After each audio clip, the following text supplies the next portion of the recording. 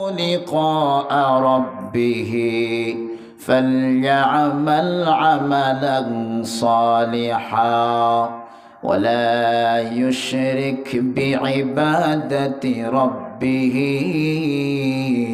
أحدا আল্লাহ পাক বলছেন, বান্দারে কিয়ামতের ময়দানে আমার সামনে দাঁড়াবা, আমার সামনে উপস্থিত হবা, তবে দুইটি জিনিস তোমাকে অবশ্যই নিয়ে আসতে হবে। এই দুই জিনিস ছাড়া যারা আমার সামনে এসে দাঁড়াবা, কাল কিয়ামতের ময়দানে তোমরা বামপন্থী হয়ে যাবে। বামপন্থী মানে জাহান্নামের দিকে চলে যাবে। আর এই দুই জিনিস যারা নিয়ে আসবে, ও আসহাবুল ইয়ামিনি মা আসহাবুল ইয়ামিন,